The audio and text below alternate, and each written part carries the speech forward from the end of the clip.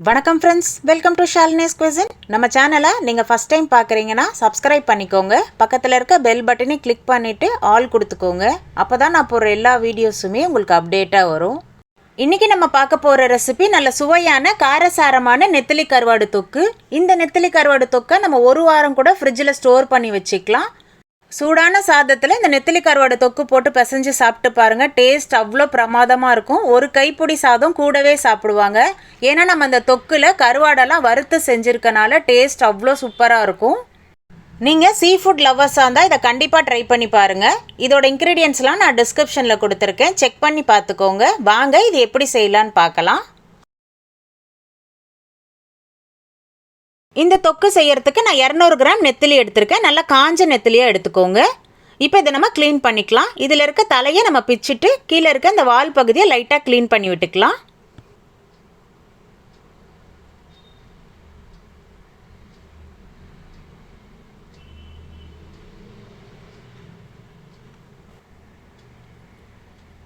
இப்போ எடுத்து வச்சுருந்த நெத்திலி எல்லாமே க்ளீன் பண்ணியாச்சு. இந்த தலைபாகம் ஃபுல்லாகவே நம்மளுக்கு வேஸ்ட்டு தான். இப்போ இதை எடுத்துடலாம். இந்த மாதிரி நல்லா காஞ்ச நெத்திலியாக எடுத்துக்கோங்க. அப்போ தான் தொக்கு செய்கிறதுக்கு ரொம்பவே நல்லாயிருக்கும். இப்போ இந்த நெத்திலியை நம்ம கழுவுறதுக்கு கொஞ்சமாக சுடு தண்ணி சேர்த்துக்கலாம். சுடு தண்ணி சேர்த்துட்டு ஒரு ஸ்பூன்லேயே மிக்ஸ் பண்ணி விடுங்க. ஒரு 1/4 மணி நேரத்துக்கு இதை அப்படியே வச்சிடலாம். இதில் இருக்க மண் எல்லாமே நம்மளுக்கு கீழே இறங்கிடும். ஒரு 1/4 மணி நேரம் கழித்து சுடு தண்ணி நல்லா ஆறிடுச்சு. இப்போ கருவாடெல்லாம் நம்ம லேசாக இந்த மாதிரி தேய்ச்சி நல்லா கழுவி எடுத்துக்கலாம். நெத்திலி கருவாடை ஒரு 4-5 வாட்டிக்கு நல்லா சுத்தமாக கழுவி எடுத்துக்கலாம். தண்ணி கொஞ்சம் நல்ல வெள்ளை தண்ணி கிடைக்கிற வரைக்குமே நம்ம நல்லா கழுவிக்கணும். நம்ம ஃபஸ்ட் டைம் மட்டும் சுடு தண்ணி ஊற்றி கழுவினா போதும். ஏன்னா ஃபஸ்ட் டைம் சுடு தண்ணி ஊற்றுதுலேயே அதில் இருக்கிற மண், அதில் இருக்க அழுக்கு எல்லாமே வந்துடும், நல்லா க்ளீன் ஆகிடும். இப்போ நம்ம பச்சை தண்ணி ஊற்றி ஒரு 4-5 வாட்டி நல்லா கழுவி எடுத்துக்கலாம். இந்த மாதிரி நல்லா அலசின மாதிரி கழுவி எடுத்துக்கோங்க. அப்போ தான் கருவாட்டில் கவிச்சி வாடெல்லாம் இல்லாமல் நல்லா க்ளீன் ஆகிடும். இப்போ இந்த தண்ணி கலர் மாறுற வரைக்குமே நல்லா சுத்தம் பண்ணிக்கலாம். இப்போ இது நல்லா நான் வாஷ் பண்ணி எடுத்துகிட்டு வந்துட்டேன். இதில் 1/4 ஸ்பூன் மஞ்சத்தூள், 1 ஸ்பூன் சில்லி மிளகாத்தூள் சேர்த்துக்கோங்க. தண்ணிலாம் நல்லா வடிச்சிட்டு இதை லைட்டாக இந்த மாதிரி பிசைஞ்சு விட்டுக்கலாம். இந்த கருவாடில் நான் உப்பு சேர்க்கலை. ஏன்னா எனக்கு கடையில் கொடுக்கும்போதே இதில் உப்பு சேர்த்துருக்குமா, நீங்கள் உப்பு சேர்க்க வேண்டாம் தான் சொல்லி கொடுத்தாங்க. அதனால் நம்ம செய்கிற தொக்குக்கு மட்டும் நம்ம உப்பு சேர்த்துக்கிட்டாலே போதும். இப்போ இதை நம்ம ஃப்ரை பண்ணி எடுத்துக்கலாம். இப்போ இந்த கருவாடை ஃப்ரை பண்ணுறதுக்கு நம்ம கொஞ்சமாக எண்ணெய் சேர்த்துக்கலாம். இப்போ நம்ம மசாலாலெல்லாம் பரட்டி வச்சுருந்தோம் இல்லையா, அதை கொஞ்சம் கொஞ்சமாக எடுத்து கொஞ்சம் நல்லா மொறுமொறுப்பு தன்மை வர வரைக்கும் நல்லா பொரிச்சு எடுத்துக்கலாம்.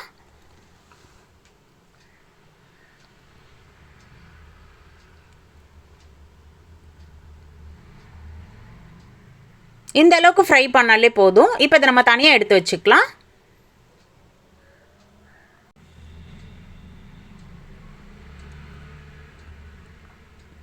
இப்போ மீதி இருக்க கருவாடு இந்த மாதிரி நல்லா ஃப்ரை பண்ணி எடுத்துக்கலாம். நெத்திலி கருவாடு தொக்குக்கு இந்த மாதிரி நம்ம கருவாடை வறுத்து செய்யும் போது அந்த நெத்திலி கருவாடு தொக்கில் கரையாமல் நம்மளுக்கு கருவாடு எல்லாமே முழுசாகவே இருக்கும். இப்போ கருவாடு எல்லாமே நல்லா ஃப்ரை ஆகிடுச்சு. இப்போ இதை நம்ம எடுத்து வச்சுக்கலாம்.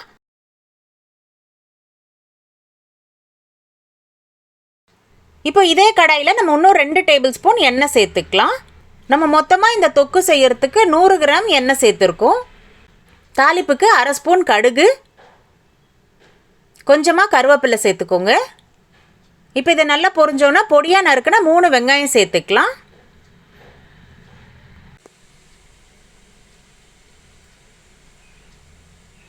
இப்போ வெங்காயம் நல்லா வதங்கட்டும். நம்ம கருவாடு ஃப்ரை பண்ண அதே எண்ணெயில் இந்த தொக்குக்கு தாளித்து விடும்போது இந்த கருவாடு தொக்கு அவ்வளோ வாசனையாக இருக்கும். இப்போ கீறி வச்ச 3 பச்சை மிளகா சேர்த்துக்கலாம்.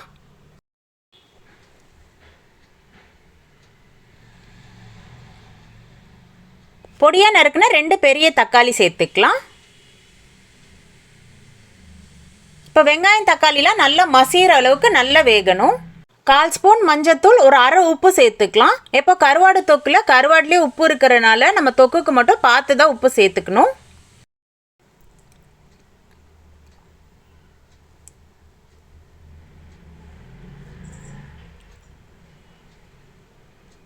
இப்போ நம்ம ஊற்றின எண்ணெய்லாம் நல்லா பிரிஞ்ச வரவளுக்கு இந்த அளவுக்கு நல்லா மசிஞ்சோன்னு நம்ம மசாலாலாம் சேர்த்துக்கலாம். 4 ஸ்பூன் குழம்பு மிளகாத்தூள், 2 ஸ்பூன் தனியாத்தூள், 2 ஸ்பூன் சில்லி மிளகாத்தூள். இப்போ இந்த மசாலாலாம் எண்ணெயிலேயே நல்லா வதக்கி விடலாம்.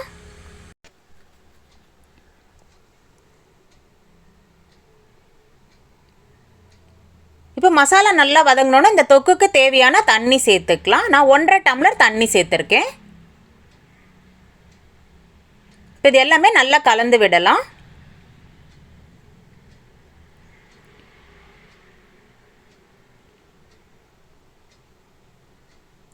இப்போ தண்ணி சேர்த்துட்டு நம்ம அடுப்பை சிம்மில் வச்சிடலாம். நம்ம ஊற்றின எண்ணெய் எல்லாமே நல்லா பிரிஞ்சு வர ஆரம்பிச்சிரும். இப்போ எண்ணெய்லாம் நல்லா பிரிஞ்சு வந்தோடனே இந்த ஸ்டேஜில் நம்ம ஃப்ரை பண்ணி வச்சுருந்த கருவாடெல்லாம் சேர்த்துக்கலாம். கருவாடை சேர்த்து நல்லா கலந்து விட்டுடலாம். கருவாடெல்லாம் சேர்த்துட்டு அடுப்பை சிம்மில் வச்சிடலாம். இந்த ஸ்டேஜில் உப்பு காரம்லாம் கரெக்டாக இருக்கான்னு செக் பண்ணிக்கோங்க. எனக்கு உப்பு கொஞ்சம் பத்தலை, நான் கொஞ்சமாக உப்பு சேர்த்துருக்கேன். ஏற்கனவே நம்ம அரை உப்பு தான் சேர்த்துருக்கோம். கருவாடு தொக்கில் மட்டும் எப்போவுமே உப்பு மட்டும் பார்த்து தான் சேர்க்கணும். இந்த தொக்கோட நிறம் மாறுற வரைக்குமே இது நல்லா குக் பண்ணலாம். நம்ம ஊற்றின எண்ணெய்லாம் நல்லா பிரிஞ்சு வரணும். இந்த மாதிரி அடிக்கடி நல்லா கலந்து விடுங்க. கருவாடு தொக்கில் எப்போவுமே கூடுதலாக கொஞ்சம் எண்ணெய் மிதக்க இருந்தால் தான் தொக்கு ரொம்பவே டேஸ்ட்டாக இருக்கும். இதை நம்ம 1 வாரம் கூட ஃப்ரிட்ஜில் ஸ்டோர் பண்ணி வச்சுக்கலாம். இப்போ கொஞ்சமாக பச்சை கருவேப்பிலையும் கொத்தமல்லியும் சேர்த்து நல்லா கலந்து விடலாம். இந்த மாதிரி சேர்க்கறனால இந்த தொக்குக்கு இன்னும் கொஞ்சம் நல்ல வாசனையாக இருக்கும். இந்த தொக்கோட நிறம் இன்னும் கொஞ்சம் டார்க் கலராக வரணும். அப்போ தான் இதோட டேஸ்ட் ரொம்பவே நல்லாயிருக்கும்.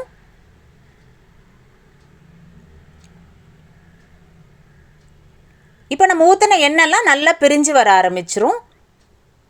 தொக்கோட நிறம் இந்த மாதிரி இருக்கணும். இப்போ பொடியாக நறுக்குனா கொத்தமல்லியும் கருவேப்பிலையும் சேர்த்துக்கலாம்.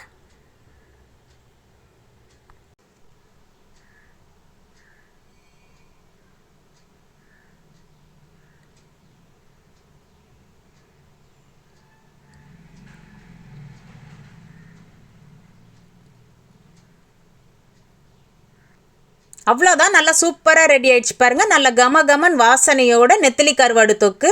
இந்த நெத்திலி கருவாடு தொக்கு நீங்கள் பழைய சாதத்துக்கு தொட்டு சாப்பிட்றதுக்குமே ரொம்ப அருமையாக இருக்கும். அதே சமயம் நல்ல சுட சுட சாதத்தில் இந்த நெத்திலி கருவாடு தொக்கு போட்டு பிசைஞ்சு சாப்பிட்றதுக்குமே டேஸ்ட் ரொம்பவே சூப்பராக இருக்கும். கண்டிப்பாக ட்ரை பண்ணி பாருங்கள். இந்த ரெசிபி உங்களுக்கு பிடிச்சிருந்தா லைக் பண்ணுங்கள், உங்கள் ஃப்ரெண்ட்ஸ் அண்ட் ஃபேமிலியோடையும் ஷேர் பண்ணுங்கள். மறக்காமல் ஷாலினிஸ் குயிசன் யூடியூப் சேனலை சப்ஸ்கிரைப் பண்ணிக்கோங்க. பக்கத்தில் இருக்க பெல் பட்டனை கிளிக் பண்ணிவிட்டு ஆல் கொடுத்துக்கோங்க.